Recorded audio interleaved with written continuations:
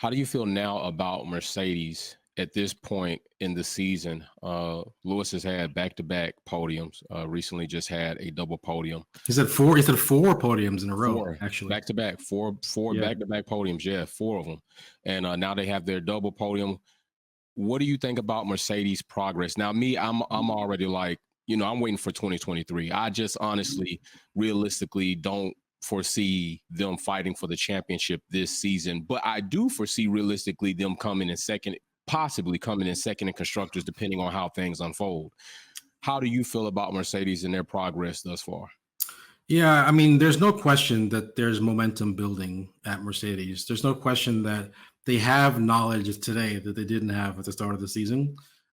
They're able to get much more out of their package than they were previously. I think one of the things we have to keep in mind is how much performance can a concept give you out of the box, and how much development potential is there in the future, right? So the question is, how much performance can you get today, and then is there actually like a limit to how much you can sort of push a concept, or can you really get a loads of performance out of it?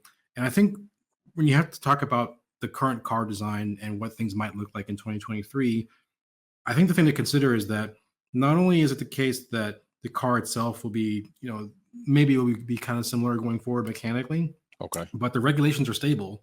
So the information that you learn this year can apply directly to next year. Now, does that mean that they're going to have exactly the same zero side pod concept next year? I don't know, maybe not. But what they have proven is that it's not decidedly worse in the sense that they're fighting in the midfield or in the back of the midfield, and there's no potential in the Right. concept. There clearly is. The question is, how much more do they think is there, and do they think they can get something better with a different concept? And I think one of the things that was pointed out early on in the season, it's still true today, is that the mechanical gymnastics that they had to do to be able to actually package the radiators and Right. intercoolers and the In ERS that coolers and space. stuff to have the zero pod side pod concept. There's so much real estate there that they have available. If they actually wanted to expand their side pods, do a wider side pod concept, like pretty much every other team on the grid, they could do that without even changing the mechanical internals that much. Right. So I don't think they're going to do that this season because, as you said, they're not really fighting for the championship. And, Right.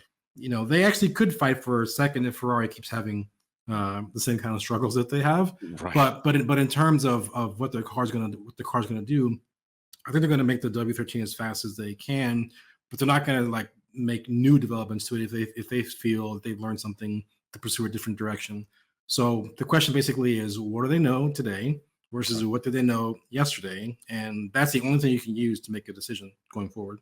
Thanks for watching another episode of Wolfpack Performance. Don't forget to check out some of my other content on Formula One and motorsports topics. Like, share, subscribe, and we go live on the weekends. See you soon.